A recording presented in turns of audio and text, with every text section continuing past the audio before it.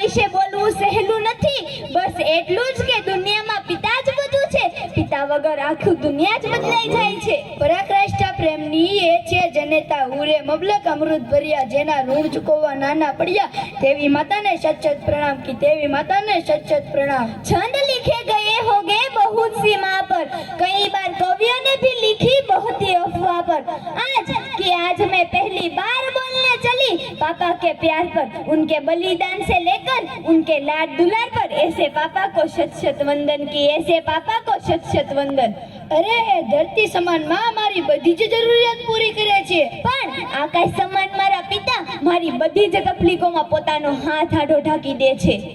અરે માતાને વગર તો આખું ઘર જ વિખેરાઈ જાય છે, પણ પિતાની વગર તો આખી દુનિયા જ બદલાઈ જાય છે। જ્યારે માતા મીઠી વહેણ જેવી છે, જેનો પ્રેમ જીવનમાં શાંતિ લાવે છે। હા, પિતા એક એવા વડના ઝાડની જેમ છે જેમણે પોતાની છાવણીમાં બધાને સુરક્ષા આપી છે। જ્યારે માતા છોડીને જાય છે ત્યારે દુનિયામાં આશીર્વાદ આપવા વાળું કોઈ નથી હોતું સાહેબ। અરે જ્યારે પિતા છોડીને જાય છે ને સાહેબ, ત્યારે દુનિયામાં હિંમત આપવા વાળું કોઈ નથી હોતું। દુનિયા સાથ છોડી દે છે, પરંતુ માં સાથે ચાલે છે। પરિસ્થિતિ ગમે તે હોય, દુનિયા બદલાઈ જશે, પણ માં ક્યારેય નથી બદલાતી સાહેબ। હા, મેં મારા પપ્પાને પાય પાય ભેગી કરીને મારી ખુશી ખરીદતા જોયા છે।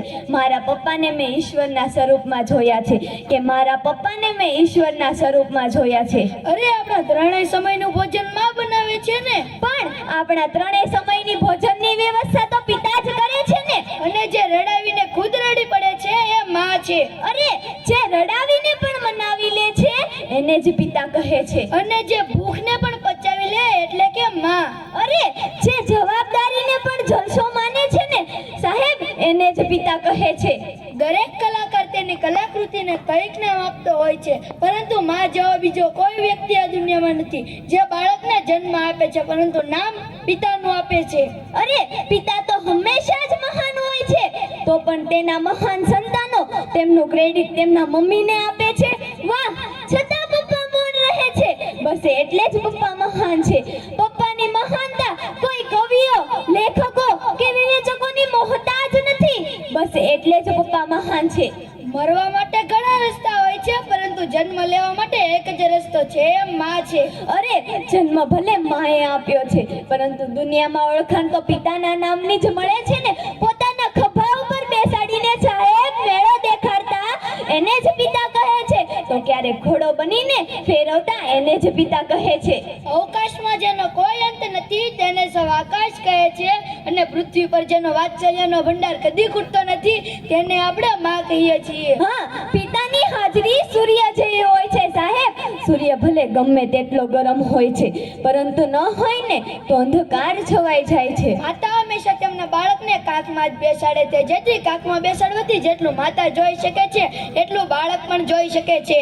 અરે પિતા તો પોતાના બાળકને ખભા ઉપર બેસાડે છે સાહેબ, જેથી પિતા નથી જોઈ શકતા ને એટલું બાળક પણ જોઈ શકે છે। हर पल जो हौसला बढ़ाए वो है माँ, हर पल जो प्यार बरसाए वो है माँ, हर लम्हा अपने बच्चों की फिक्र करती, ऐसी इस दुनिया में सबसे प्यारी हस्ती है वो माँ। पिता रोटी है, कपड़ा है, मकान है, पिता छोटे से परिंदे का बड़ा आसमान है, पिता से ही परिवार का प्रतिपल राग है, पिता है तो माँ की चूड़ी, बिंदी और सुहाग है, पिता है तो बच्चों के सब सपने हैं, पिता है तो बाजार के सब खिलौने अपने हैं, कि पिता है तो बाजार के सब खिलौने अपने हैं।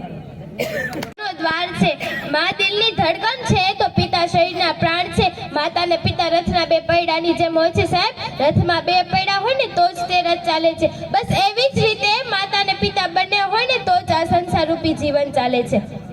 દુનિયામાં જો કોઈની પૂજા કરવી હોય ને સાહેબ, તો એટલું યાદ રાખજો કે ઘરથી મોટું બીજું કોઈ મંદિર નથી, અને મા બાપથી બીજા કોઈ મોટા ભગવાન નથી। જ્યારે હજારો સપનાઓ તૂટી જાય ને કોઈ સાથ ન આપે, ત્યારે ફરીથી જીવિત કરનાર માત્ર બે જ વ્યક્તિ હોય છે, એ છે માતા ને પિતા।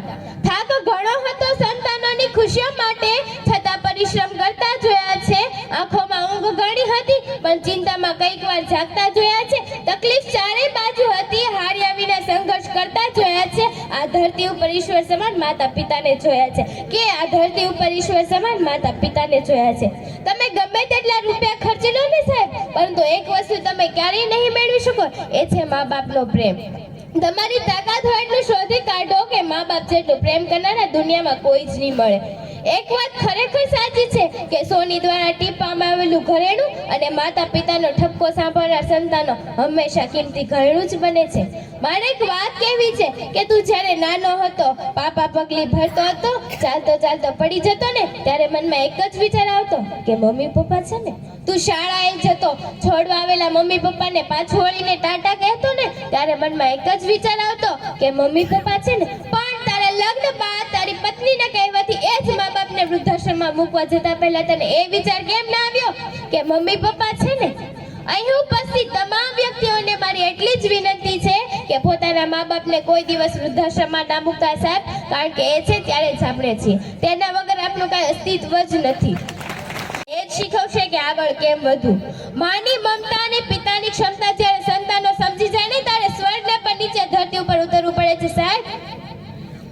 લાખો જગતના લાડ લડાવ્યા, મીઠા અમૃત ધાવણ ધવરાવ્યા, જોજો ના થાય કદી એના અપમાન, દિલથી કરજો એના સેવા સન્માન.